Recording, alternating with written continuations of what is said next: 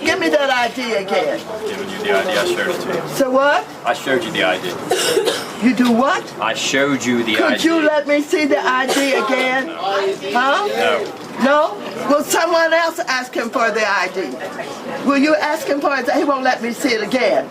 You didn't see it. You didn't see it. They didn't see it. You know, I have to say, I really did have high expectations of the second Trump administration. I never fell for these demoralization tactics saying that Trump was going to be an inconsequential president by any means. But I have to say, particularly in regards to draining the swamp, or now as we're calling it, government efficiency, within the first 2 weeks, my high expectations have been vastly succeeded. I did think and I did hope that the Trump administration was going to reduce the size and the influence of the federal bureaucracy over the next 4 years. I did not expect, however, that within the first 2 weeks, we're already shutting down doors. Like, this is glorious. This is absolutely amazing. And of course, the Democrat politicians, as we'll show you in this video, are in a massive panic over USAID, which we've covered a lot. We'll talk about a little more. But as well as now today, they did a protest against the Department of Education, as that is the next agency now currently being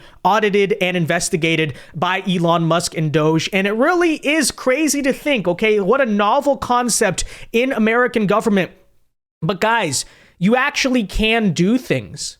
It's a crazy concept, I know, but you can just do things. Like, you can actually use the government for good, and we do not have to be forever hostage to the regulations and the bureaucracies very often that are not just inefficient, they're not just wasteful, but the deep state is actively subversive and counterintuitive to American interests. And now finally, things are happening. We are doing stuff. It is incredible to witness. We'll give you all of that coverage in today's video. First, do us a big favor. If you're not subscribed, make sure you hit that red button down below, okay? You subscribing takes like 2 seconds, but it is the best way to ensure that we can keep doing these videos. And with that said, okay, first thing we have to report to you is that as of today, the USAID DC office has been closed and is now actually being occupied. It's being rebranded and given to the Border Patrol, right? It's now being occupied by Customs and Border Protection. Of course, USAID is something I think you're all familiar with by now. We talked about it extensively in many of our prior videos. But to make a long story short, this is the International Development Agency that, not even making this up, was funding things like condoms in Gaza, DEI programs in Serbia and Burma, as well as apparently a Sesame Street show in Iraq. Like, very just ridiculous nonsense. But on top of that, it's also important to point out, this is not just about like wasteful government dollars. This is an agency that was trying to nation build and institute, in some cases, regime change without the consent of Congress or the president, right? This is a rogue agency that thinks it is above the US government. You know, Elon Musk and Trump made a big deal out of it. It has now been shut down. And as you can see right here, okay, this was happening in DC today. They are putting black duct tape over the U.S. Agency for International Development. You certainly love to see it right there. And on top of that, take a look at this right here, okay? They're literally, okay, that's how you know it's a long-term change. They are getting rid of the letters in front of the building. And as you can see, apparently now 1300 Pennsylvania Avenue Northwest in DC now belongs to U.S. Customs and Border Protection. There you go. And I do want to point out to all of our USAID defenders, I'm not exactly sure why you would be defending an agency like this. The only people who really care about this and are so pissed off about this are precisely the corrupt politicians that arguably, I don't know, might be a little bit involved in this. You have the corrupt media like Politico, who was directly taking money from USAID. But guys, this could have all been avoided had USAID simply just complied, right? Because how this all started was, Marco Rubio, the, Secretary of State, Elon Musk and DOGE, they wanted transparency from this agency. They basically said, hey, we need to see what you're doing. We want to, for once, actually be able to know where the money is going and what you guys are working on. And USAID refused to comply. And now it's ended with them basically being effectively shut down. We'll show you the plan in a second. But first, here's Marco Rubio explaining the rogue subversive behavior of of this agency that thinks it is literally above the authority of the federal government. Well, look, I mean, my frustration with USAID goes back to my time in Congress. It's a completely unresponsive agency. It's supposed to respond to policy directives of the State Department, and it refuses to do so. So the functions of USAID, there are a lot of functions of USAID that are going to continue, that are going to be part of American foreign policy, but it has to be aligned with American foreign policy. I said very clearly during my confirmation hearing that every dollar we spend and every program we fund, that will be aligned with the national interest of the United States. And USAID has a history of sort of ignoring that and deciding that there's somehow a global charity separate from the national interest. These are taxpayer dollars. And so I'm very troubled by these reports that they've been unwilling to cooperate with people who are asking simple questions about what does this program do, who gets the money, who are our contractors, who's funded. And that sort of level of insubordination makes it impossible to conduct the sort of mature and serious review that I think foreign aid writ large should have. We're spending taxpayer money here. These are not donor dollars. These are taxpayer dollars. And we owe the American people the assurances that every dollar we are spending abroad is being spent on something that furthers our national interest. And that's precisely, by the way, why I find it to be so hysterical that the Democrats are saying, this is endangering our national security, like you're working with the State Department, blah, blah, blah. Well, as Marco Rubio points out there, no, USAID and what it was doing was endangering our national security. Because think about the absolute lunacy of that, right? USAID, although I don't want to call it USAID because it sounds too nice, right? Aid, that sounds good. No. Okay, USAID, is supposed to be a directive under the State Department, right? They're supposed to align with the State Department's policies for what we want in this foreign nation or that, what's our agenda here. And you have USAID actively working against that. Like actively countering the interests of the president, of the State Department, of American foreign policy. Like you're not just talking about something that could put our security interests at risk, but even in some cases, right, perhaps the lives of our troops, right? We have soldiers on the ground in these countries and we're trying to do one thing and then USAID tries to do the opposite. And then in many cases, you get resentment, you get issues from them trying to nation build in the countries where they're doing all that stuff. And that's sometimes how you get terrorist attacks and resentment coming back to the United States. So it's all just bad. It's all just ridiculous. Again, I don't want to just call this agency wasteful because it's worse than wasteful, as Marco Rubio is lining out there. It is subversive. But with that said, why is the building closing down? What exactly is going on?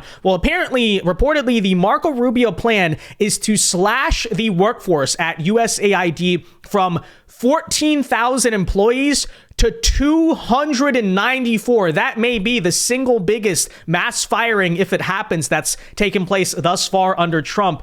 And that is incredible and amazing. USAID, which has been under all of this scrutiny, they're going to cut the staffing from 14,000 down to 294 people over at USAID. Your thoughts on that? I think it's very consistent after what we've learned. Look at what we learned with Politico, 8.1 million going to Politico, who funded ridiculous stories, hoax stories, witch hunt stories during an election. To me, sounds like election interference that was being funded by the Biden administration's USAID. I can tell you the craziest things I have ever heard, Rob. I literally wrote them down because I want to get them right, because the American people will be shocked when you understand what we are seeing. $6 million funding to Egypt for tourism, $7.9 million to Sri Lanka so that they know how to properly state their gender pronouns. These are the numbers that we're seeing coming in. $4.5 million to combat disinformation in Kazakhstan. I could go on, and we've heard about all of the other things. So Rubio is doing something consistent with what our administration is, as I suspected. He's been great, as has DOGE. When you're not funding ridiculous things, you don't need thousands of employees on taxpayer dollars on payroll, because we're not going to spend money that way anymore. We're going to be responsible with the obligations and the responsibility that we've been given. So hopefully this is the last we essentially ever hear of USAID ever again. It's going to be a great thing to witness. But moving on now, because this is basically something that is happening at every one of the big government bureaucracies. It's like, hey, Elon Musk and DOGE are going to each building and saying, well, we need your information. We need to see what's going on. We need to audit everything that's happening. And that is currently now in the later parts of the week, what is going on at the Department of Education, which is, of course, a bureaucracy that conservatives have opposed for a very long time. They say it's wasteful. They say it's useless. I would probably tend to agree there. But nonetheless, apparently the Democrats are now, like, because it's very interesting, right? The swamp is going to defend itself, right? So you have every time they try to shut down or investigate a corrupt government bureaucracy, the Democrat politicians have been going around this week starting a protest in front of that building saying, no, don't drain the swamp. Please keep us. We maybe have a vested financial interest or political interest in there or that. And today they did that exact thing at the Department of Education. They literally tried to get inside. Okay, so essentially what happened is they're not allowing people in today, which is pretty normal in DC. I don't know if you guys have ever been to DC. There's many cases in which, you know, you'd like to tour this building and you can't get in. But apparently their argument is we should be allowed to enter the DOE building, and they tried to storm it essentially and then got really pissed because one guy right here is standing here saying, nope, you're not allowed in today. Take a listen, and here were some of the highlights of the Demsurrection at the Department of Education today. Are you prepared to stand here all night if we decide to stay? I guess, yeah. All right, well, you just stay right there then. You just stay and stay. Why are you letting us go to that desk like we were able to do last year? He's not a U.S. employee. This is a public Did institution. Elon Musk hire you? Who do you work for? Who do you Are work you, for? are you not aware of Department of Education are here because we pay for them to be here. He's standing here today, blocking the door, and he can't give us a good reason why he's blocking this door. Make sure they see right here, all access entrance. Well, and I think it should be clear to parents in the United States, if you want to advocate on behalf of your children, you are not allowed to come into this building where you pay taxes. Parents who have children who are disabled, access is being blocked. You voted for members of Congress to advocate on behalf of your children. Children with disabilities, for young women who have been victims of sexual assault in our classrooms, on our school grounds. Members of OCR are fighting for your children. We are not allowed in the building to talk to them. We are not allowed to advocate on behalf of America's children. America, we have a problem. Now, everybody stand. Look them in the eye. Come on, hold your face up. Look at him. Let them see you. This is him. Look at it. What's your name?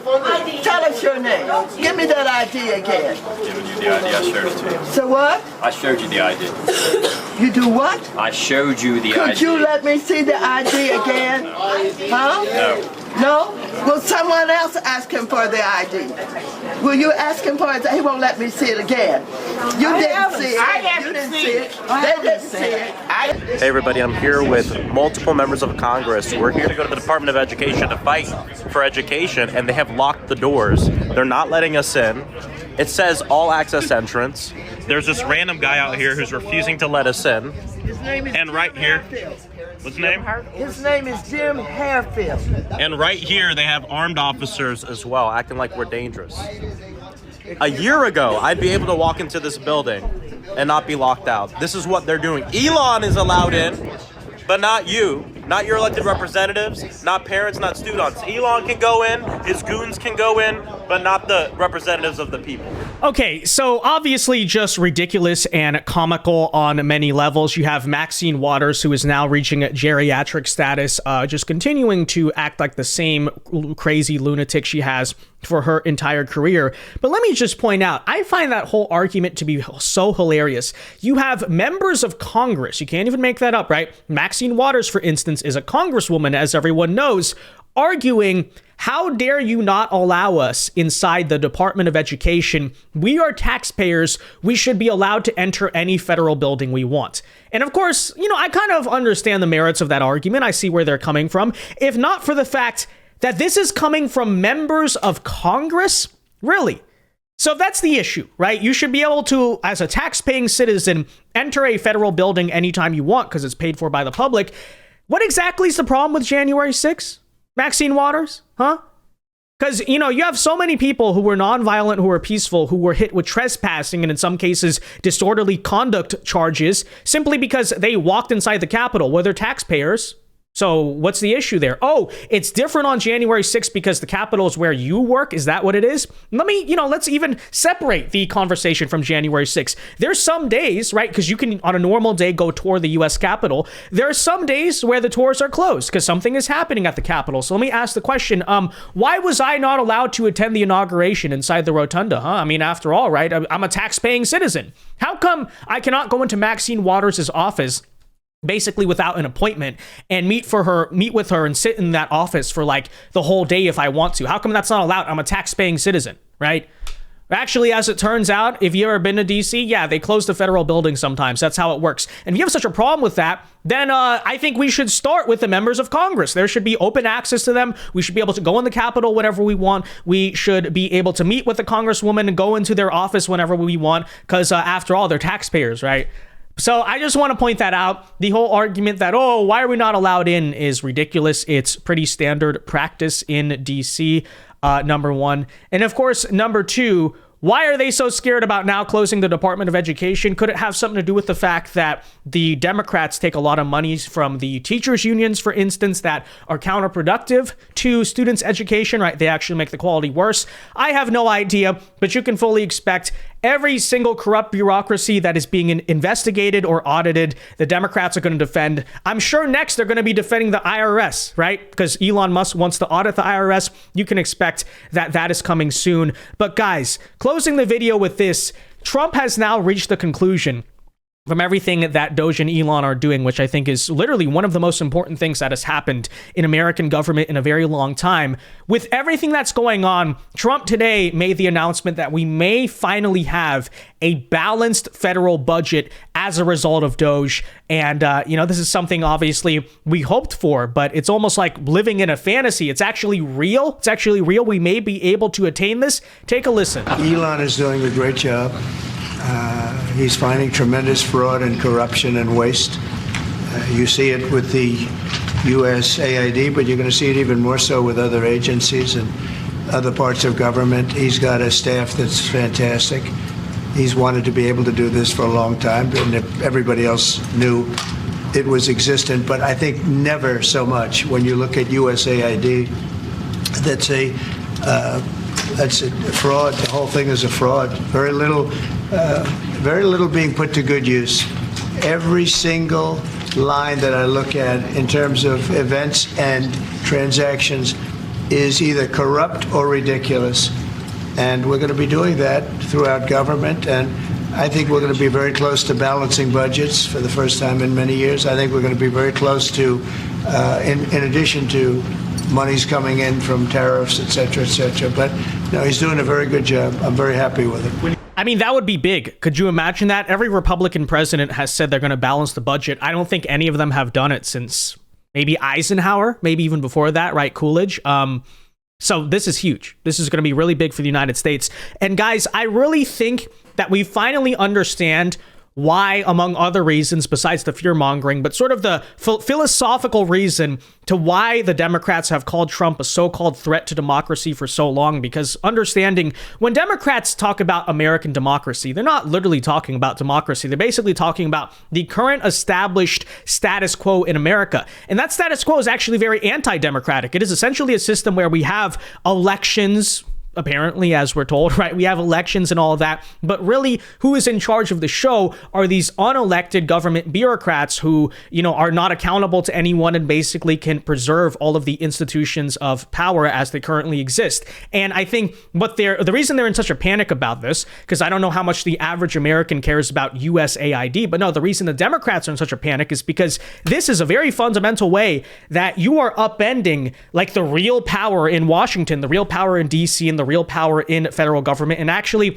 in many ways returning power to the people. And corrupt people, right? The swamp is not going to go down easy, and that's exactly what you're witnessing right now. That's exactly why they're in such a panic. So it is what it is. It is what it is. I'm very happy again though with the results so far of the second Trump administration. We said we were going to drain the swamp. I wanted it to happen. I did not think it would happen this fast and this efficiently. With that said, though, guys, let me know your thoughts on all of this in the comment section down below. Be sure to leave a like on this video, subscribe if you are new, and until next time, God bless and peace.